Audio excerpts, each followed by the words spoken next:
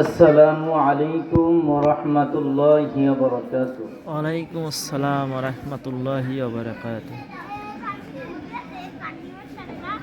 আলহামদুলিল্লাহ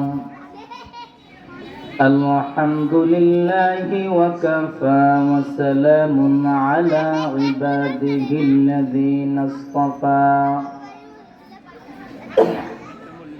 أما بعد فأعوذ بالله من الشيطان الرجيم. بسم الله الرحمن الرحيم.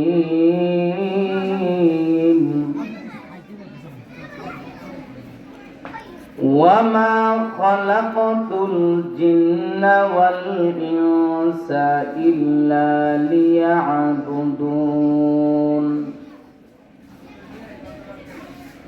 أو كما قال عليه الصلاة والسلام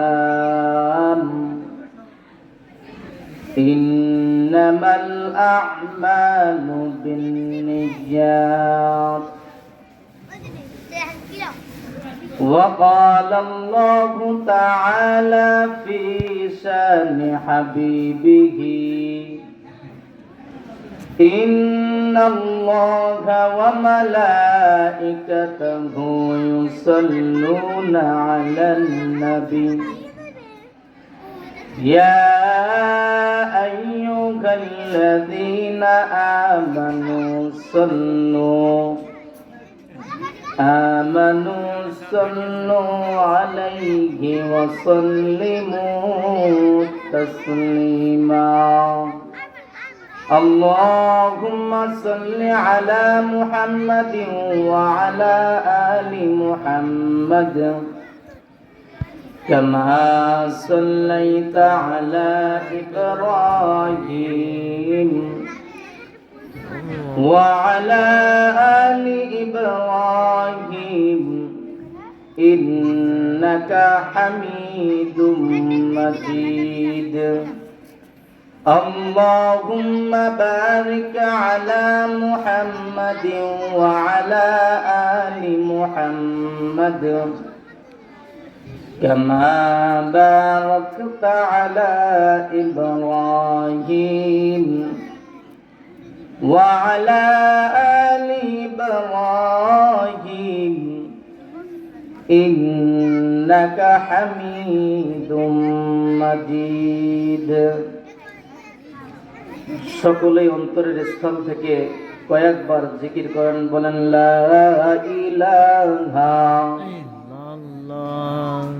লা ইলাহা ইল্লাল্লাহ লা ইলাহা ইল্লাল্লাহ লা ইলাহা ইল্লাল্লাহ লা ইলাহা ইল্লাল্লাহ লা ইলাহা ইল্লাল্লাহ লা ইলাহা ইল্লাল্লাহ। আর জোরে বলেন লা ইলাহা ইল্লাল্লাহ লা ইলাহা ইল্লাল্লাহু মুহাম্মাদুর রাসূলুল্লাহ। মাইকের আওয়াজ যতদূর পর্যন্ত যায়, যে সমস্ত পুরুষরা বাহিরে রয়েছেন অথবা দোকানপাটে রয়েছেন, সকলকে অনুরোধ করব সকলেই যেন মাহফিলের প্যান্ডেলে চলে আসেন। কারণ আজ এটা মাহফিলের ময়দান নাই, আজ এটা হয়েছে জান্নাতের ময়দান। কিসের ময়দান? জান্নাতের ময়দান। জোরে বলেন কিসের? জান্নাতের। আজকে মাহফিলের প্যান্ডেলে আছেন যেখানে আল্লাহ এবং তার রাসূলের বরত্বের কথা বলা হয়, সেখানে আল্লাহ তাআলা সব সময় আল্লাহ তাআলার রহমতের বৃষ্টি বর্ষিত হতেই থাকে। সুবহানাল্লাহ বলেন। সুবহানাল্লাহ। যারা দোকানপাটে ঘোরাফেরা করতেছেন বলেন আপনারা, তারা কি এই বৃষ্টির ভিতরে কি আছে? না, আছে নিজেরা বলেন। নাই। এই কারণে সকল যুবক ভাইদেরকে উদ্দেশ্য করে বলতেছি, বৃদ্ধ চাচা, বাবার সমতুল্য চাচাদেরকে বলতেছি, আপনারা সকলেই মাহফিলের প্যান্ডেলে চলে আসেন। আজকে এটা জান্নাতের বাগান হয়েছে, আগামীকালকে এটা জান্নাতের বাগান থাকবে না। এ কারণে সকলকে অনুরোধ করব, আপনারা সকলেই চলে আসেন জান্নাতের বাগান। তো আল্লাহ তাআলা আমাদেরকে জান্নাতে বাগানের বসার মতো তৌফিক আল্লাহ তাআলা দান করেছেন। এই জন্য মহান রব্বে কারিমের কাছে একবার কালিমাতুশ শুকরিয়া আদায় করে আলহামদুলিল্লাহ। আলহামদুলিল্লাহ। আল্লাহ পাক বলেন, বান্দা লাইন শাকারতুম লাযীদান্নাকুম ওয়া লাইন কাফারতুম ইন্না আযাবি লাশাদীদ। বান্দা তুমি নিজের ইচ্ছাকৃতভাবে মাহফিলের প্যান্ডেলে আসতে পারো নাই। আমি আল্লাহ তোমাকে রহম করেছি, তোমার উপরে দয়া করেছি, দয়ার নিয়ামত আমি বর্ষিত করেছি, যার কারণেই তুমি মাহফিলের প্যান্ডেলের ভিতরে তুমি আসতে পেরেছো। আমি যদি তোমাকে তৌফিক না দিতাম, তুমি কোশ্চিন কালো আসতে পারতা না। যেরকম ভাবে অনেক মানুষ মাইকের আওয়াজ কারে যাইতেছে, এখনো দোকানে পাটে আছে। আজ আপনাকে আমাকে এই জান্নাতের বাগানে বসার মতো তৌফিক দান করেছেন কে? আল্লাহ। জোরে বলেন কে? আল্লাহ। এখানে মালিক বলেন, গোলাম তোমাকে আমি তৌফিক দান করলাম, তুমি শুকরিয়া আদায় করবা, লাযীদান্নাকুম, আমি আল্লাহ তোমার নিয়ামতকে বাড়িয়ে দেব। সুবহানাল্লাহ। আর জোরে বলেন সুবহানাল্লাহ। সুবহানাল্লাহ। ভাই, আমি আপনাদের সামনে একটি আয়াতে কারিমা তেলাওয়াত করেছি। আল্লাহ তাআলা পবিত্র কালামুল্লাহ শরীফের ভিতরে বলেন, ওয়ামা খালাকাতুল জিন্না ওয়াল ইনসা ইল্লা লিয়াবুদুন। আমি বান্দা তোমাদেরকে এমনি বানাই নাই। প্রত্যেকটা মানুষের উদ্দেশ্য আছে, আছে কিনা? আছে। উদ্দেশ্য আগে আসে, কাজ পরে আসে। উদ্দেশ্য আগে আসে। আগে আসে, কাজ পরে আসে। আপনি ক্ষেতের ভিতরে ধান লাগাবেন, আচ্ছা উদ্দেশ্য করছেন কি যে ধান লাগাবো। আপনি উদ্দেশ্য করার সাথে সাথে কি আপনি ফল পেয়েছেন? না। ফল পেয়েছেন? পান নাই। আপনি ধান লাগাবেন, বীজ হবে, সেখান থেকে ধান হবে, তারপরে আপনি ধান কাটবেন। কথা বলেন ঠিক কিনা? প্রত্যেকটা মানুষ যে সমস্ত কাজ করে, সমস্ত কাজের আগে উদ্দেশ্য আসে। কি আসে? উদ্দেশ্য আসে। আমার মালিক আপনাকে আমাকে বানাইছেন, তার কি উদ্দেশ্য আছেনি? বলেন, বান্দা ফাহাসিবতুম আন্নামা খলাকনাকুম আবাসান ওয়া আন্নাকুম ইলাইনা লা তুরজাউন। বান্দা, আমি তোমাকে অনর্থক বানাই নাই। ওয়া আন্নাকুম ইলাইনা লা তুরজাউন। তুমি যেই হায়াত পেয়েছো, সেই হায়াতটা একদিন শেষ হয়ে যাবে। বলেন, শেষ হয়ে যাবে কিনা? যাবে। সেই হায়াতটা শেষ হয়ে যাবে। যেই চাচার দাড়ি পেকে গেছে, সেই চাচার দাড়ি আর কখনো কালো হবে না। যেই বাচ্চারা ছোট আছে, সেই বাচ্চারা কখনো আর শিশু হবে না। যেই বাচ্চার বয়স 7 বছর, ওর বয়স কি আর 2 বছর হবে? বলেন। যেই চাচার বয়স 60 হয়ে গেছে, সেই চাচার আর যুবক হওয়ার সম্ভাবনা নাই। এই কারণে মালিক বলতেছেন, গোলাম তুই অন্যায় করো, খারাপ কাজ করো, তুই আমি মালিকের কদমে তুই সিজদা দাও না, তোকে তো এই জন্য আমি পাঠাই নাই, একটা উদ্দেশ্য নিয়ে পাঠাইছি। গোলাম তুই এই খারাপ কাজ করতেছো, আমি মালিক দেখতেছি। আর বলি ওয়ান্নাকুম ইলাইনা লা তুরজাউন, তুই ভাবিস না যে তোকে আমার দরবারে উপস্থিত হতে হবে না। অবশ্যই একদিন আগে হোক একদিন পরে হোক, ওয়ান্নাকুম ইলাইনা লা তুরজাউন, নিশ্চয়ই ফিরে আসতে হবে। বলেন বাবা, ফিরে যাইতে হবে কিনা? না কেউ চিরজীবন বাঁচতে পারবেন? পারবেননি? পারবেন না। এই কারণে মালিক বলতেছেন, গোলাম আমি তোকে একটা উদ্দেশ্য নিয়ে বানাইছি, তোকে আমি জঙ্গলের হিংস্র প্রাণীও আমি বানাই নাই। ওই বাবারা বলেন, হিংস্র প্রাণী কি বানাইছে আমাদেরকে?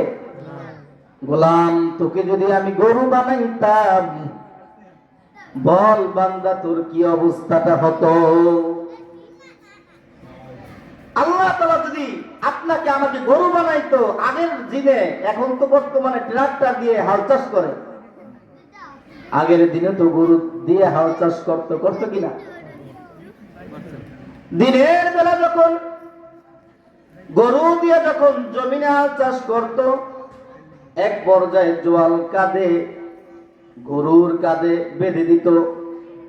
জল বাঁধতে বাঁধতে এক পর্যায়ে গরুর কাঁধ ঘা হয়ে যাইতো,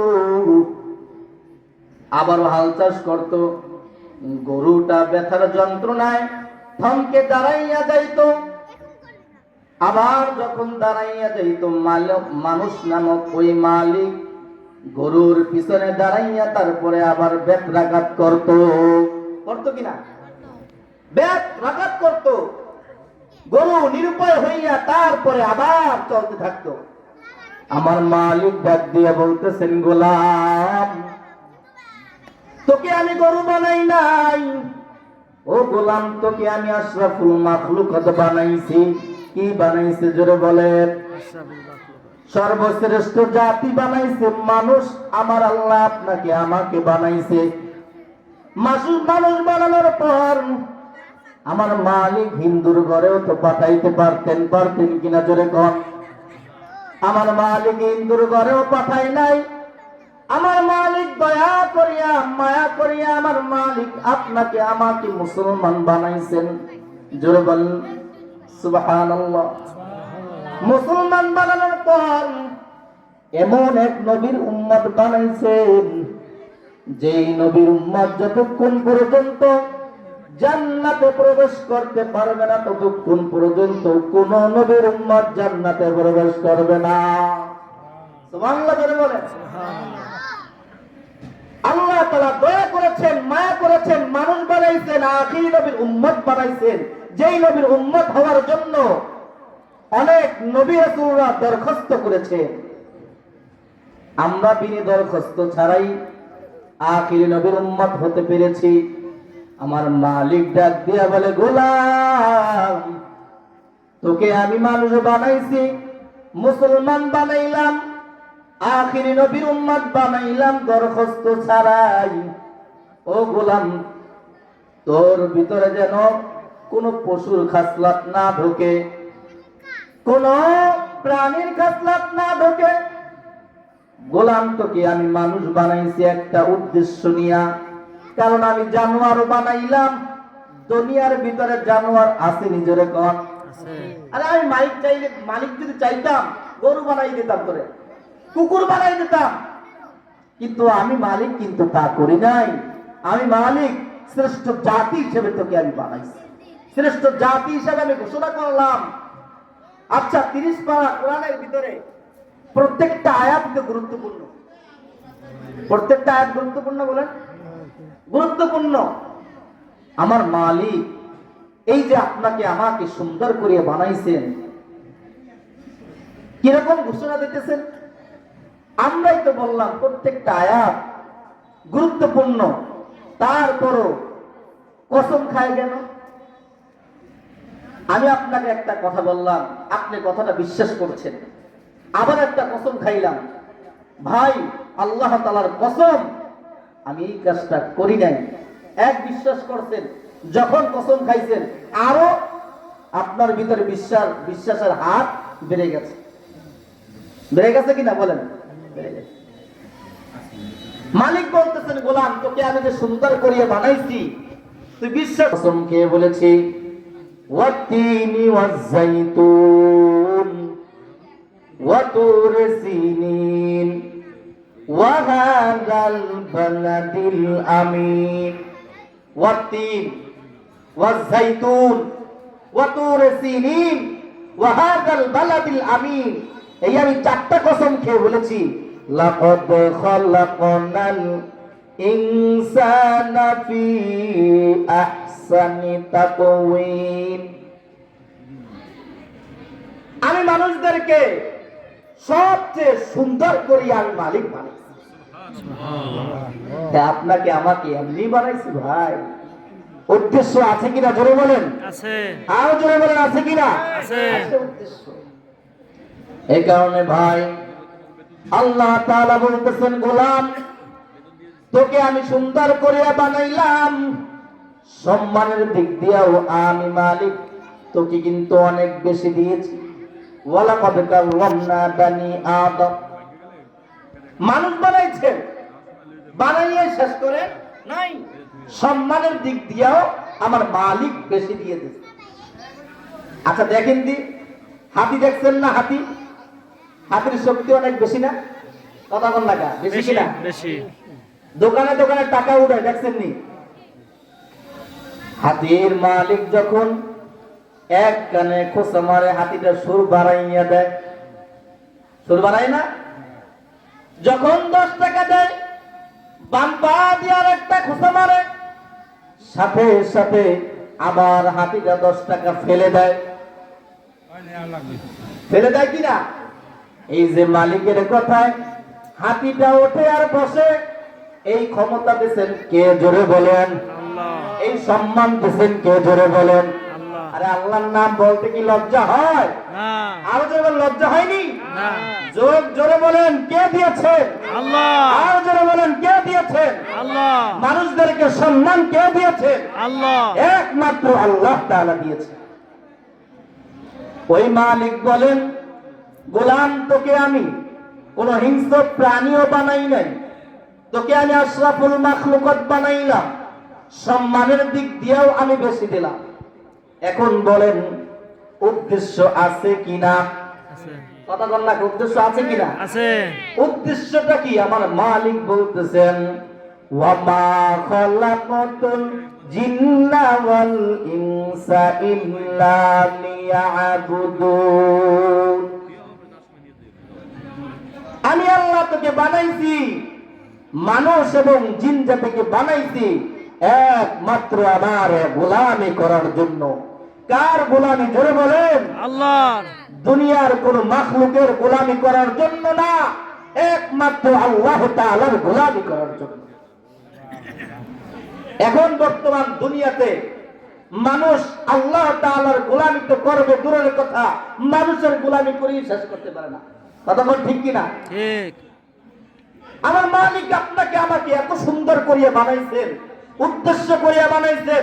আমার মালিক জানাইয়া দিলেন, হে গোলাম তোকে আমি বানাইছি আমার একমাত্র ইবাদত করার জন্য, দুনিয়ার কোন মাখলুকাতের গোলামি করার জন্য না। আজ দুনিয়ার মানুষ মাখলুকাতের গোলামি করে। আমাদের এলাকায় মেম্বারের পদে দাঁড়ায় কিনা বলেন? চেয়ারম্যানের পদে দাঁড়ায় কিনা বলেন? ভয় পাইতেছেন? জোরে বলেন, দাঁড়ায় কিনা? দাঁড়ায়। যদি ওই চেয়ারম্যান মেম্বারে যদি বলে, ও চাচা যান আপনাকে আমি 1 কাপ চা খাওয়াবো, যুবক ভাই তোমাকে আমি 1000 টাকা দেব, তুমি আমার মার্কাটা এলাকার ভিতরে প্রচার করবা। চাচাকে যদি বলে, চাচা যান আপনাকে আমি 1 কাপ চা খাওয়াবো আর 1 শিলা পান খাওয়াবো, আপনি আমার নামটা আমার মার্কায় ভোট দিবেন, আমার মার্কাটা এলাকার ভিতরে প্রচার করবেন। বলেন দুনিয়ার মানুষ এই কাজগুলা করেনি? করে। জোরে বলেন করেনি? করে। মানুষ করে, এমন ভাবে করে যে এমন ভাবে তার মুখ থেকে জবান থেকে এমন এমন কথা বলে তার ইমানই চইলা যায়। ইমানই চইলা যায়। নামাজ রক্ত হয়েছে, মালিক ডাকছে, ওদিকে কোনো ভুল কেপ করে না, সে ওই যে এক কাপ চায়ের কারণে 1000 টাকার কারণে মালিককে ভুলে গেছে। মালিককে ভুলে গেছে। ভাই কষ্ট হয়নি? জোরে বলেন কষ্ট হয়নি? বসছেন কোথায়? জোরে বলেন। আর একটু জোরে বলেন। কোনো ভয় আসেনি? আল্লাহ তাআলা জবান দিয়েছেন, আল্লাহ তাআলার জবানের মাধ্যমে আল্লাহ তাআলার গুণগান করবেন। কোন সন্দেহ আছে?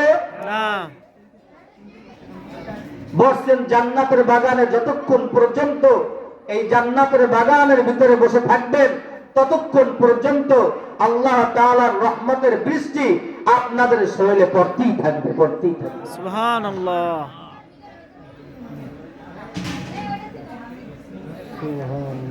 তো দেখা যায় মানুষগুলা এক কাপ চায়ের জন্য মালিককে ভুলে যায়। একটা কথা বলছি কিন্তু, যে ঈমানও হারাইয়া ফেলে। ঈমান চলে যায়, মানুষ ব্রেক করতে পারে না। কিরকম ঈমান চলে যায়? একটা কথা বলি, ঈমান চলে যাওয়া কয়েকটা কারণ আছে, তার মধ্যখান থেকে একটা কারণ উল্লেখ করি আমি আপনাদের সামনে। অনেক ভাইয়েরা নেতা নেত্রীর নামে স্লোগান দেয় যে আমার নেতার জন্য আমি জীবন দেব, রক্ত দেব, এরকম কথা বলে কিনা? বলে না? জোশের কারণে বলে ফেলে। আচ্ছা, রক্ত আর জীবন কে দিয়েছে? আল্লাহ। দিতে চায় কার জন্য? নেতার জন্য। জোরে বলেন, দিতে চায় কার জন্য? নেত্রীর জন্য, নেতার জন্য। তাহলে এখন বলেন, তার ঈমান আছে না গেছে? গেছে। জোরে বলেন, আছে না গেছে? গেছে, গেছে। আমার মালিক বলে দেয়, আমার মালিক জানিয়ে দেয়, হে গোলাম তোর স্লোগান কি হবে? নবীর মাধ্যমে আমি জানাইয়া দিলাম, কুল ইন্না সালাতি ওয়া নুসকি ওয়া মাহইয়ায়া ওয়া মামাতি লিল্লাহি রাব্বিল আলামিন। তোর হায়াত, তোর মওত, তোর জিন্দেগি, তোর কুরবানি সব কিছু কার জন্য হতে হবে? জোরে বলেন, আল্লাহর জন্য, একমাত্র আল্লাহ তাআলার জন্য। তোকে আমি বানাইলাম, তুই স্লোগান দাও একজনের নামে, তোর ঈমান চলে গেছে। দেখ হ্যালো, এই কারণে উদ্দেশ্য আছে, নিজেরে বলেন আছে। উদ্দেশ্য কি?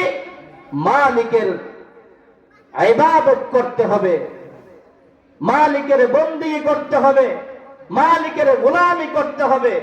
ভাই আপনি আর আমি যদি গোলামি না করি, কোনো উপায় নাই, কোনো উপায় নাই।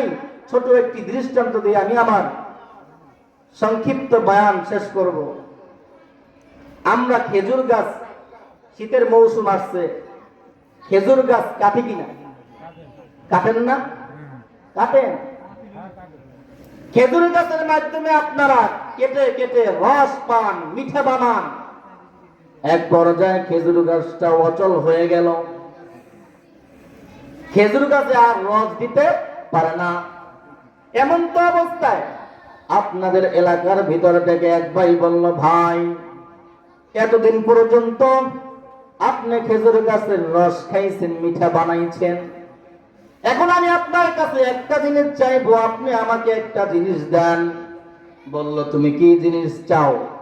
লোকটা বলল, ভাই আপনি যে এই খেজুর গাছটার পিছনে আপনি শ্রম দিয়েছেন, ব্যয় করেছেন, ওই খেজুর গাছটা আমার লাগবে, আমার দরকার। বলেন আপনি দেবেন কিনা? দেবেন না। কারণ আপনি বলবেন, ভাই এই খেজুর গাছটা আমি অনেক কষ্ট করে কাটলাম, অনেক কষ্ট করে আমি এই খেজুর গাছের যত্ন নিয়েছি, যত্ন নেওয়ার পর এই খেজুর গাছ রস দেয় না, রস দেওয়া বন্ধ করেছে, তাতে কোনো আমার দুঃখ নাই। আমি চিন্তা ফিকির করলাম, এই খেজুর গাছটা কেটে তারপরে আমি আমার পুষ্কুনির ঘাটলা দেব, তারপরে দেওয়া যাবে না। এক পর্যায়ে ঘাটলা দিলেন, ঘাটলা বানানোর পর একেবারে এই গাছটা পচে গেছে। আমি গিয়ে বললাম, ভাই আপনার খেজুর গাছটা দিবেননি? আপনি বললেন, না না, এই খেজুর গাছের পিছনে আমি অনেক শ্রম ব্যয় করেছি, এই খেজুর গাছের পিছনে আমি অনেক কষ্ট করেছি, এই খেজুর গাছটা দিয়ে আমি ঘাটলা দিলাম, কিন্তু তারপর দেওয়া যাবে না। এই খেজুর গাছটা আমি অচল হয়ে গেছে, তাতে আমার কোনো দুঃখ নাই। এই খেজুর গাছটা আমি উঠাইয়া তারপরে রোদ্রে শুকাইয়া কুঠালের মাধ্যমে আমি তারপরে লাকড়ি বানাইয়া তারপরে আমি আগুনে পুড়ে পুড়ে তারপরে আমি ভাত রান্না করে খাবো। দেখেন, সামান্য একটা খেজুর গাছের পিছনে আপনি যত্ন করেছেন, খেজুর গাছকে আপনি শ্রম দিয়েছেন, খেজুর গাছের পিছনে শ্রম দেওয়ার পর ওই খেজুর গাছটাকে আপনি ছাড়লেন না। যেই মালিক আপনাকে আমাকে বানাইছেন, যেই মালিক আপনাকে আমাকে দয়া করে বানাইছেন, দুনিয়ার সমস্ত মাখলুকতকে বানাইছেন কুন ফায়াকুন বলিয়া, আর আমার মালিক আপনার চেহারাটাকে বানাইছেন খলাক্তু বিয়াদি, আমার আল্লাহ তাআলার হাত দ্বারা। আমার আল্লাহ তাআলা যেই উদ্দেশ্য করিয়া বানাইছেন সেই উদ্দেশ্য আপনি পুরা করলেন না। বলেন, আমার আল্লাহ তাআলা কি আপনাকে কি ছেড়ে দেবেনি? জোরে বলেন, জোরে বলেন, ছেড়ে দিবে? ছেড়ে দিবে না ভাই। এই কারণে বলি, ইবাদতের ভিতরে সর্বশ্রেষ্ঠ ইবাদত হলো নামাজ। জোরে বলেন কি? নামাজ। জোরে বলেন কি? নামাজ। নামাজ। নামাজ পড়বেন, হজ ফরজ হলে হজ করবেন, যাকাত ফরজ হলে যাকাত দিবেন, রমজান মাসে রোজা রাখবেন, পর্দা করবেন, স্ত্রীদেরকে পর্দায় রাখবেন, মরবেন, সোজা জান্নাতে চলে যাবেন।